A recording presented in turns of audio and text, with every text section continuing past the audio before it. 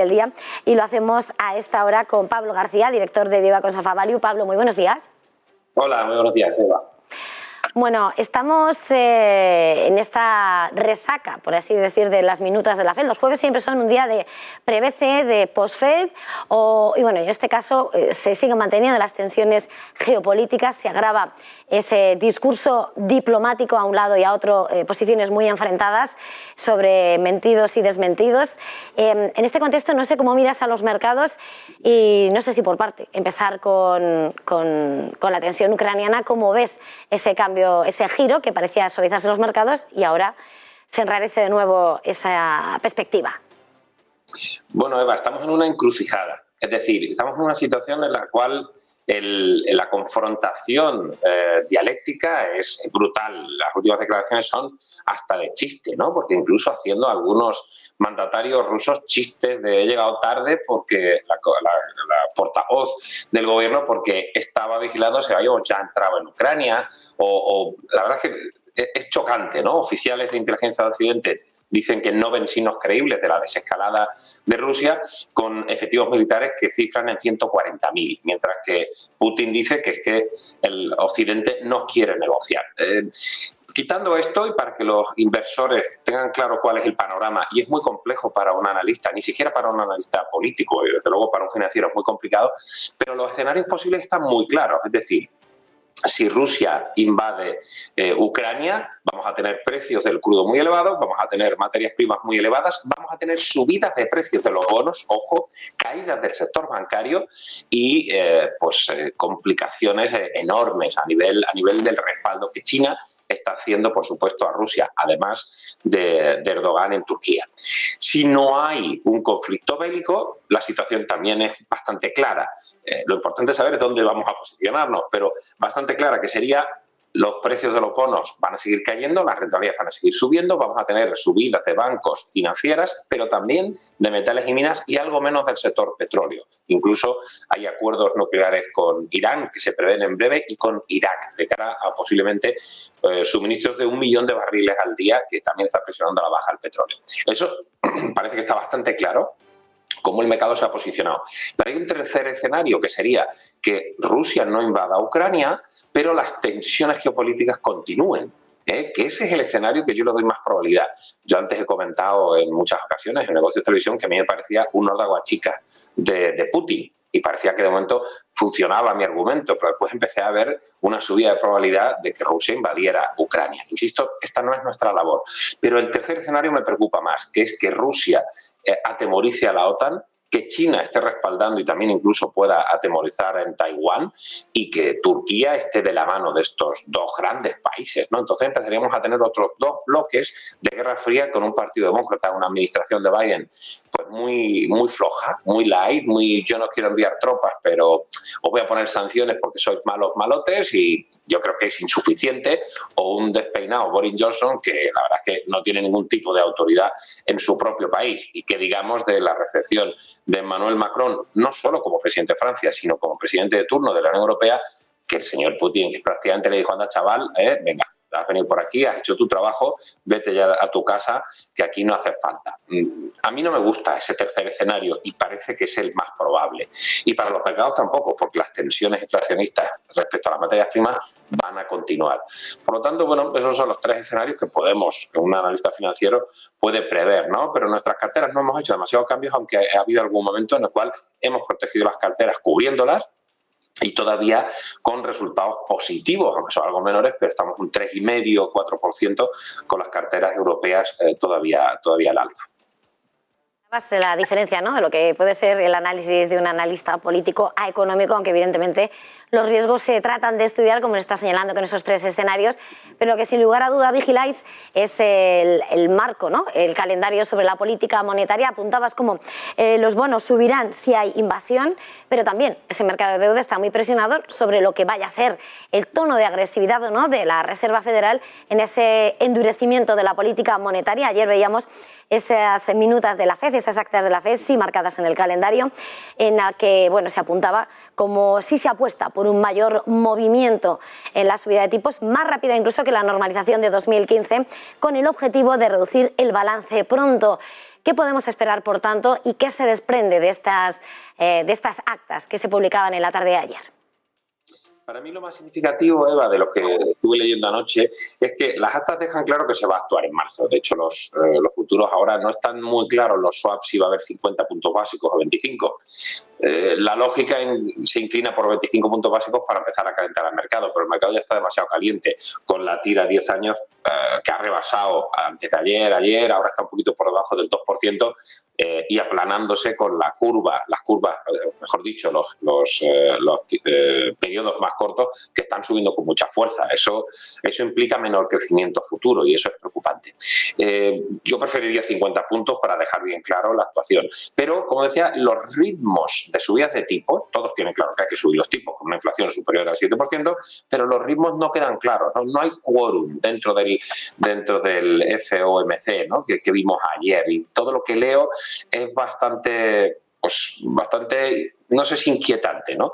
A mí no me preocupa tanto si hay 5 o si hay 7. Lo que quiero, y eso sí lo tenemos claro, es que han tomado la decisión de, por un lado, el quantitative easing se acaba, por otro lado hay subidas de tipo y por otro lado empezamos a aligerar el balance. Hemos insistido muchas veces que el balance de la Fed es muy elevado, muy apalancado y en los últimos años ha sido obvio. Pero incluso en términos relativos tendríamos que mirar al otro lado del charco, tanto a un lado como a otro. Es decir, tanto el Banco Central de Japón, que está mucho más apalancado que la Fed y que el BCE en términos relativos, en términos de PIB, y el BCE que está mucho más apalancado que la Fed. Así que si la Fed ya está haciendo ese movimiento, Christine Lagarde, que está ahí agazapada con un sí pero no pero sí, pues tendrá que mover ficha y tendrá que moverlo antes de que termine el año, como ya le ha dicho el banquero central de Países Bajos. Así que la situación, por ese lado, yo creo que los economistas la tenemos ya más clara. Algunos no confiaban en esa inflación persistente que estamos teniendo y que, fíjate, volvemos un poco a la entradilla. Esos 3 escenarios que planteábamos respecto al conflicto con Ucrania y el más probable que estimo de que sigan las tensiones geopolíticas pero no haya invasión, ese escenario no es positivo para la inflación y ese escenario no es positivo para el devenir de Europa. Así que nos tenemos que preparar para subidas de tipo, por supuesto en Estados Unidos.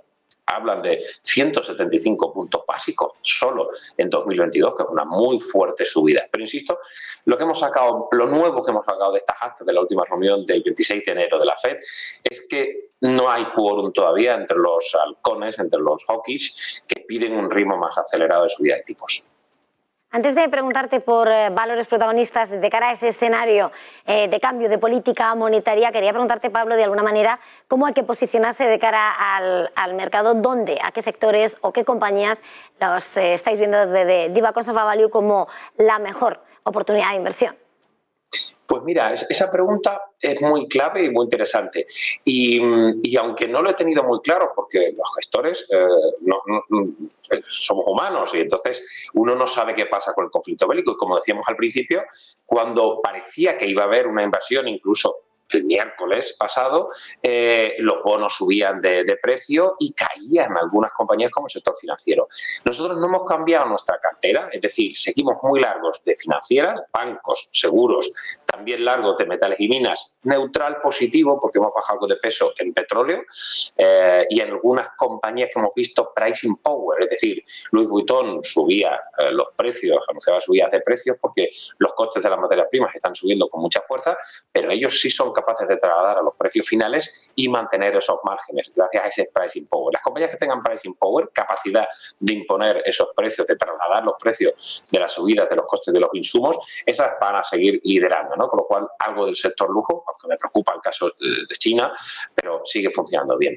Entonces, como ves, no hemos cambiado y eso nos ha funcionado muy bien, pero ha habido 2 o 3 días que nos ha roto la cintura, por eso protegemos un poco las carteras para evitar perder esas plusvalías que acumulábamos en el año. De momento, Eva, la conclusión como gestor es que hemos mantenido esa dinámica porque hacemos un paréntesis con la crisis ucraniana y si intentamos borrar de nuestra mente la crisis ucraniana, la indefectible subida de las tires de los bonos continúa y de hecho tenemos al Bund a 0,27-3%, ¿no? Es decir, ese camino que tanto hemos remarcado con nuestros cortos del Bund apalancado a través de ETFs ha funcionado muy bien y salvo un par de días que hemos tenido muchas tensiones, la verdad es que no hemos cambiado las carteras. Fíjate, y te adelanto un dato muy importante.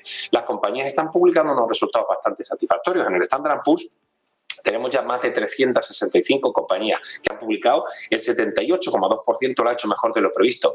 Y en Europa, de lo publicado hasta ahora, que hay menos, casi la mitad de las publicadas en Estados Unidos, el 62,5% ha publicado por arriba de lo previsto. Es decir, de momento, un difícil cuarto trimestre, porque no olvidemos que ya se nos olvida muy rápido, hemos tenido Omicron en diciembre. Pues a pesar de Omicron, hemos tenido unos resultados empresariales importantes. Y solo un punto importante también, y es que esperábamos que hubiera una dispersión y que hubiera más compañías que subieran los beneficios, sin embargo, seguimos con la misma dinámica. Metales y minas, cíclicos pesados, y financieras son los que están tirando del carro. Eso es lo más preocupante y por eso estamos muy sesgados hacia esos dos mega sectores, porque la dinámica de resultados también es mejor que en el resto de sectores. Esa es la toma de temperatura del mercado en general. Y si miramos a títulos individuales, también se hacías balance de esas publicaciones de resultados. Tenemos últimas cuentas, estamos a la espera de las de Repsol y en las últimas horas importantes, pues al otro lado del Atlántico, Nvidia, que superaba las expectativas con unos ingresos récord en el cuarto trimestre de 2021. Aquí ya más cerquita, como Airbus ha conseguido un beneficio récord de 4.213 millones de euros en 2021, que es el mayor beneficio de su historia, gracias al volumen de aviones entregados y de helicópteros. Estos son algunos de los titulares, pero no sé con cuál querrías hacer algún análisis, alguno de esos resultados que quieras destacar. Bueno, la verdad es que en nuestro día de mercado os ponemos todos los resultados, hacemos análisis de todos. Ayer noche, después del cierre americano, estuve viendo efectivamente los de Nvidia, o de Cisco, o de Apple Material, o de AIG, o de Synopsys. Nvidia, que es una de las posiciones que tengo en cartera, histórica, con subidas y plusvalías a 3 dígitos, la verdad es que la compañía de especializada en software 3D dio unos resultados bastante interesantes, bastante buenos, incluso mejores de lo previsto, con 53% de subida en ventas, con prácticamente todas las divisiones, sobre todo Data Center, más 72%, margen prácticamente en línea con lo previsto y unas buenas estimaciones, ¿no? Estaba cayendo en el aftermarket un 1%, es verdad que el sector tecnológico hemos bajado peso de una forma notable, pero Nvidia, junto con Microsoft y Alphabet, son las 3 compañías que mantengo en Estados Unidos de tecnología. Has hablado de Repsol. Esperamos buenas cifras de Repsol, porque fíjate, siempre hablamos del upstream, exploración y producción, y del refino y marketing. La gente sería mucho con el downstream, con el marketing. Marketing son las gasolineras, de que nos cobran el triple por una bebida, pero se vende muy bien, porque ahí es donde está el margen, ¿no? Me hablaba con la compañía, por ejemplo, me decía que nuestro margen en la gasolinera es de 1 céntimo, pero ganamos más vendiendo bollería, ¿no? Bueno, pues esa es, ¿no? Entonces, Repsol tiene mucho upstream porque ha ido creciendo en la parte de upstream, pero es una de las grandes compañías de refino y marketing, no olvidemos todavía, ¿no? Con lo cual, los márgenes de refino, lo que hemos visto, sus comparables han sido extraordinarios, tanto en Estados Unidos como en Europa. Y con lo cual tienes un mix que para Repsol puede ser muy positivo. ¿Cuál es el único problema? Que ha subido con mucha fuerza. Entonces, incluso nosotros hemos llegado a reducir posiciones en la compañía. Aunque tenemos de top pick a Royal Dutch Shell, Repsol también nos gustaba, pero a estos niveles que están ya prácticamente los 12 euros, digamos que está descontado un escenario muy positivo. Pero yo creo que los resultados en sí, lo que pasa es que el mercado cotiza si son mejores o peores de lo previsto, no si son buenos o malos. Los resultados deben ser buenos, debe haber mejoras claras en los márgenes y debe haber buenas cifras también en upstream, con un precio del crudo que incluso ha llegado a rebasar en los últimos días los $96 barril, aunque ahora esté un poco más abajo. Pues vamos a dejarlo aquí y esperamos esa publicación de cuentas en nuestro mercado. Pablo García, director de Deva Conserva Value, un placer haberle tenido una mañana más. Feliz jornada y feliz negocio. Igualmente, gracias, Eva.